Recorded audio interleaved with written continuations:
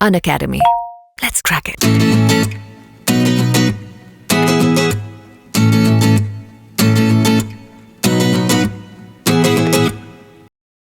Hello, everybody. So, welcome to An Academy.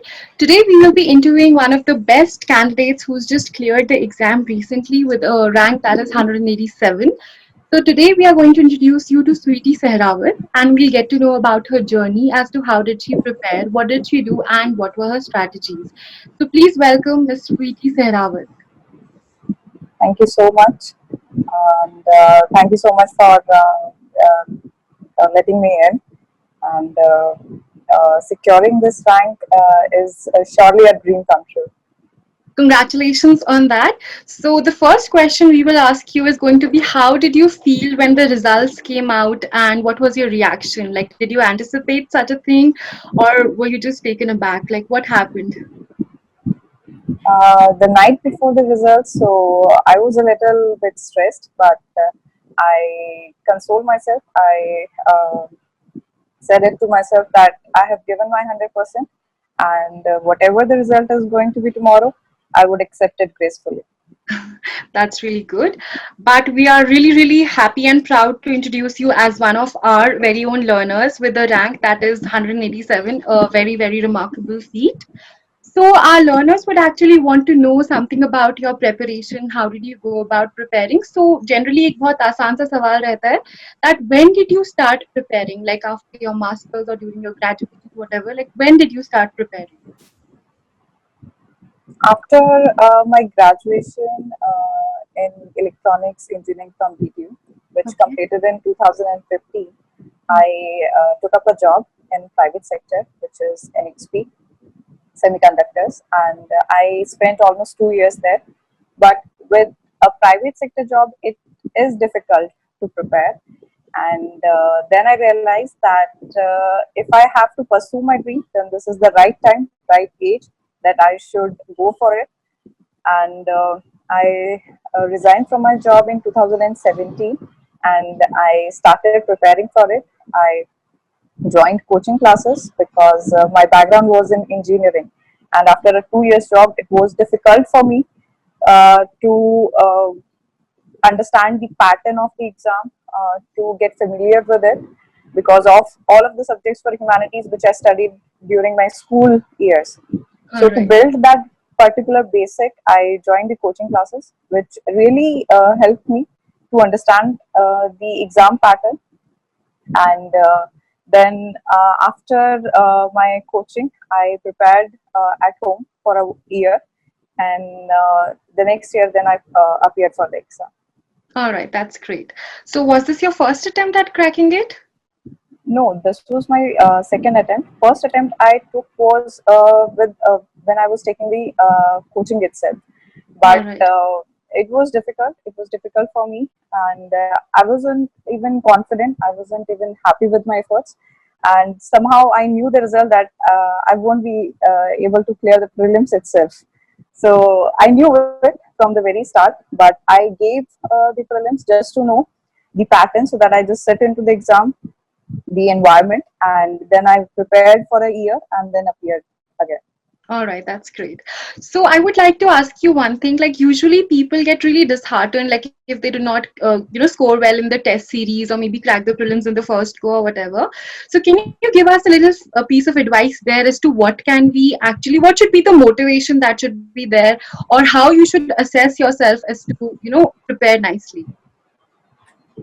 Uh, First of all, I would like to say that this exam, there are so many students preparing for these exams, and many students take this exam very, very seriously and make this exam their life itself. So that shouldn't be the case. It's just an exam, it's just a journey of your life, but not your life itself. So, and about the preparation, when I joined the test series, I my marks were not that very good. I started from like 40 to 50 in prelims, and then I improved and reached up to 100, So it's a process. You have to give time to it. You have to be patient about it. Correct. And the main focus should not be scoring good in test series rather than learning from the questions itself. So that remained my main focus, that I'm not giving the test to score good there, but to learn from those tests. All right, so that's a really, really important piece of advice. All right, so I would want to ask you now that what was your strategy as per the prelims and the mains, or was it an integrated approach? So, how did you go about that? Uh, I was preparing for the mains itself from the very start. Then I took some test series around November and December, and it went up to till January end. And from February start, I switched to the preparation of prelims, All right. because in mains you have to be more descriptive. You have to have a practice of answer writing, and you have to have command over the subjects. But prelim strategy is completely different. There you have to focus upon the facts, the figures, and Absolutely. it requires a little bit of cramming up as well. Yes. So from the February, I started preparing for the prelims, reading the current affair magazines, revising them. Revision has been the main focus. So whatever I had, the resources, those were very limited, but revision was there. All right. So, can you just give us an insight as to what was your schedule like? Like, how many hours did you study a day? Like 18 hours, or maybe like, 10 to 12 hours of good study was sufficient? No, it wasn't 18 hours. It was So that was just, 8. It was 8 to 10 of daily. all right. So that is what we need. We need input of daily investment. We need a daily investment. It shouldn't be like that. I have invested 1 week and then for another week I'm in uh, like a zone that I'm not going to study. No, you have to Um, put efforts of 8 to 10 hours daily, but keep it regular. so, Don't you stop mean it. consistent effort will be the key, right? All right. Yes, Uh, definitely. Another thing I would want to ask you here is that what was the emphasis, or how much did you indulge or engage in answer writing? Because we usually see that answer writing is one of the most important aspects, especially when it comes to mains. Because सबको answer आता होता है usually, but when it comes to writing or putting it across, it's not that efficient. So, what was your strategy regarding that? Uh, Firstly, I would like to share an advice that when I joined the test series for answer writing, I was like, I haven't completed my syllabus, that then I should not go and write the answers, because if suppose I have a book to read, it's not completed yet. That shouldn't be the case. All right. Just go for the exam. You have been preparing for like 7 to 8 months when you start taking the test series. Just go for it, because the syllabus is never going to be completed. So Absolutely. just go for it, and the main focus should be on the feedback which the institutes provide. So they give very good feedback about the way you write your questions, the way you frame your questions, or the diagrams you put in. So the feedback was the main part. So avoid this course. Don't get disheartened if you are scoring very low, because I did score very low. I wasn't even able to complete 20 questions in 3 hours. I started with like 14 to 15 questions initially, but later on you pick up the speed, you pick up the pace, and the feedback helped me a lot. I think that piece of advice coming from rank 187 will be very reassuring to the candidates. We usually keep on telling them that the syllabus is never over, just go for the test. But coming back, that coming from you will definitely make them believe what we've been saying all this time. All right. Another thing I would want to ask you is that a lot of students lay emphasis on what their optional should be, and especially since you come from an engineering background, so they are like really confused as to what should be the optional. So, how did you decide what was your optional and your strategy about My background was engineering, but I lost touch with the studies itself, because after 2 years job, it was difficult for me to get back into 4 years of BTech.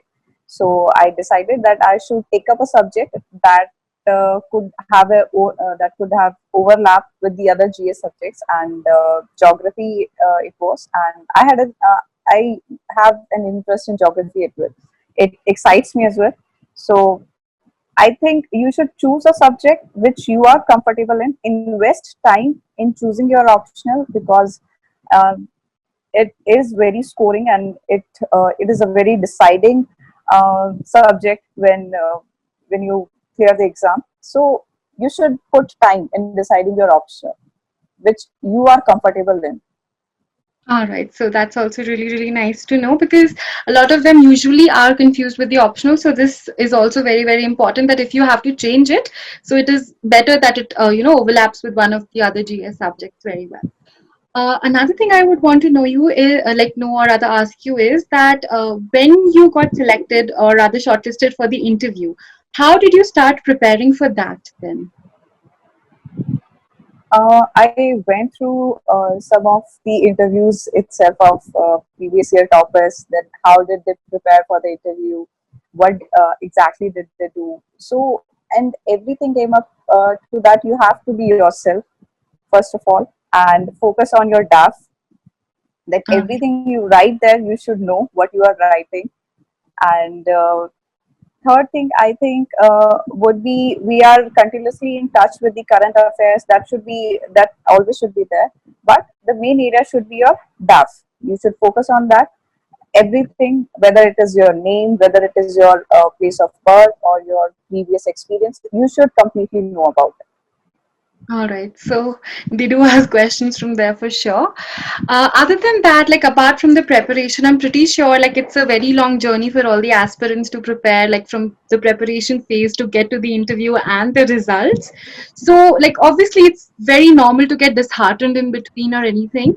So, how should one deal with that? Any insights on that? I feel that I was pretty blessed that I didn't get disheartened in between because I had support of my family and my friends, which they regularly motivated me, helped me to push myself, and I think is it the exam pattern is when you prepare it for you start preparing from years you are giving your attempts, so don't get disheartened by it. And one thing, when I started preparing, I I set and then I decided that I'm going to give only 3 attempts. And if I'm not able to clear it, then I will move on. I will accept it gracefully that this field is not for me, and I will definitely do good in other fields. So don't get disheartened. You have gained so much knowledge, and this exams teaches you so much, whether it is discipline or patience or perseverance. So these values are more important than any rank or any position, and these are the values which are going to help you throughout your life. All right, really, really great to know, and very, very insightful to know that you should fix the number of attempts because giving it all that time and the kind of efforts that go in, if it does not work out by then, you definitely need to move on because, like you said, that some people make it their life, and that should not be the situation. So, very, very well to Right. know that. Congratulations on the great feat, and wishing you all the very best for the upcoming times and your tenure. So, good luck for that. Thank you so much. Thank you so much.